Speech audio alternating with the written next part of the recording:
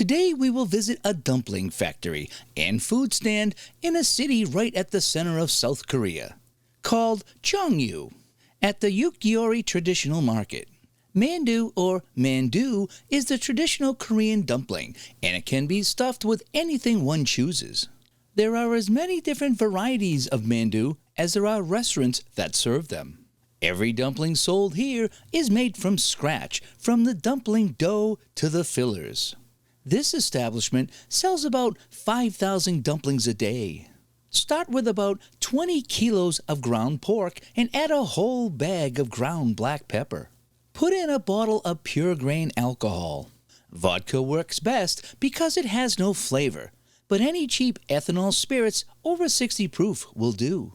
But do not use rubbing alcohol or isopropyl, which is poisonous.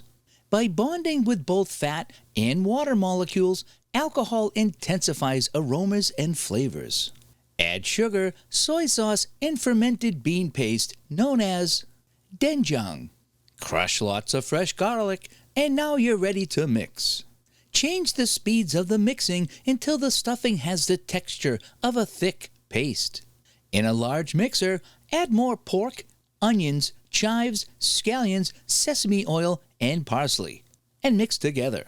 Add the previous pork mixture, and the stuffing is ready to be put inside the mandu wraps. Divide it up and refrigerate until ready to use.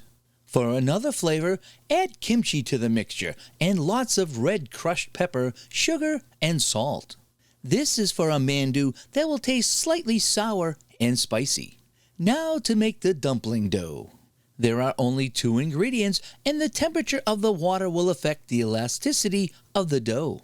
Cold water makes the dough very stretchy because it causes the proteins in the flour to form gluten that makes it chewy. So cool, not very cold water is good for mandu that will be boiled. Warmer water denatures flour's proteins, making it more subtle and able to be rolled very thin. This is good for mandu that will be fried or steamed. Wheat flour is used in this recipe, but all-purpose flour works well too. Mix well until it has the desired texture. Let it rest for an hour or 2 so the dough can fully absorb the water, making it easy to roll. I love this dough chopping machine. It makes the dough into a cylindrical tube, then wax a piece off to the desired size. Consistency in the wrapper size is important, and this machine is fun to look at and does it very quickly. So the balls do not stick to the counter, add some flour, then shake it off. Store-bought wrappers are inexpensive, and if making these at home, it is worth it just to buy them. But if you are making thousands a day, this is the best way. This part can be tedious and redundant. Smash, and roll again, and the wraps are ready. Each person gets an allotted number of dumplings to wrap. For the pork dumplings, simply cut the wrap in one hand and spoon fill the entire thing. Finger pinch the seal to close it and give it a slight curl so you can fit 50 on a tray. This looks like fulfilling work and fun too. They are ready to be steamed so they get a mist of water. The same steps are repeated for the kimchi mandu dumplings. Now the trays go to the big industrial gas steamers to cook the ingredients inside. The steam coming up from the bottom is about 120 degrees Celsius. If doing this at home, a bamboo steamer works best. After only a few minutes, they are done. Lift each one to ensure that it doesn't stick while drying. Cool and dry for a half hour before packaging. The larger dumplings are made the same way, and the closing of this looks decorative, almost like a pie. These actually get more of the stuffing when the surface area of the wrap is compared with the volume that can fill it. These pork dumplings each get their own shrimp or prawn. It has been straightened and beheaded, but its tail is there to grab a hold of. The blending of the seafood with the pork filling is delectable. After steaming, lift, drain, and dry on a rack. They look yummy and pretty, almost like seashells. With all this machinery and time, the factory also makes other tasty treats. Using the same flour with some sugar, eggs, and yeast, a donut-type dough is made. Just add warm water and the yeast will produce gas as it breaks down the starch, making the dough fluffy. The dough is rolled into balls and placed on a baking tray to be hand-rolled into long cylindrical strands. And the chef twists them so when they are held up, they naturally have a braid-like shape. Fry it up while gently turning it until golden brown, and then roll it in sugar. It makes a great dessert. Using the same dough, they also make croquettes, which can be filled with jam, custard, or just plain and topped with sugar. It's almost like a donut, but no hole. This store sells out every day, and most customers eat them at the public tables or in a park. They're also great to take home and reheat in the microwave. Personally, I like to dip mine in a sauce combining sweet and sour, with soy sauce, sesame oil, and rice vinegar. All the prices for the mandu dumplings are the same. A pack of 10 pork or kimchi go for 6,000 Korean won, or about $4.55. Today we will return to the Cheongju Yukjeori Traditional Market to visit a small food stand that makes hatak, or Korean sweet-filled pancakes. Early on a cold winter morning, the proprietor sets up his grills and supplies to begin the day of making the pancakes. Hatak is a snack for the cold weather because they are served hot and pack lots of high-energy sugar. This food to eat while walking became popular in Korea during the 1900s from Chinese immigrants who called it tangbing, meaning sweet pancake. By the 1920s, many merchants came to Korea, opening stalls and selling the tangbing everywhere.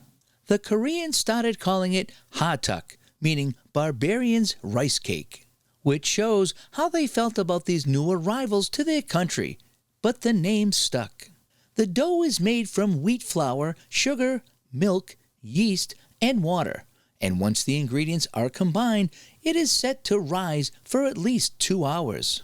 This snack is so sought after, the dry batter mix along with a packet of filling is sold in most Korean grocery stores to be made at home. This gentleman made the dough the previous night or earlier this morning from scratch. Here we see that the dough is soft and sticky with the perfect texture to hold in the filling. It's fun to play around with and easy to cut with scissors. Grease the top and bottom of the skillet well. This man is weighing out equal amounts and then makes a small depression and fills it with crushed peanuts, cinnamon, and brown sugar. This is the most popular combination of filling. The Chinese like to fill their tangbings with savory meats.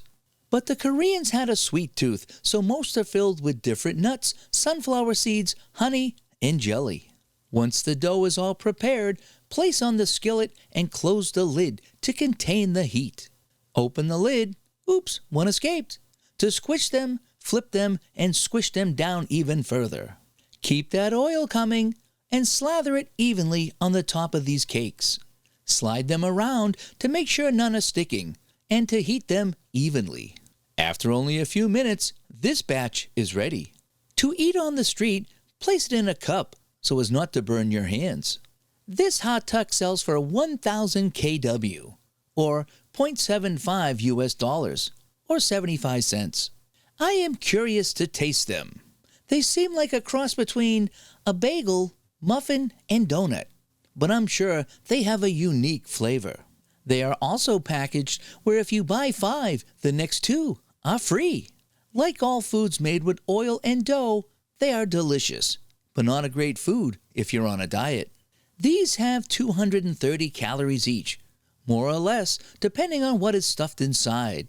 They make a great snack for when you're on the go. This guy spends the day greeting his regular customers and meeting new people. Hello, hello, hello. And he doesn't stop making those sweet pancakes.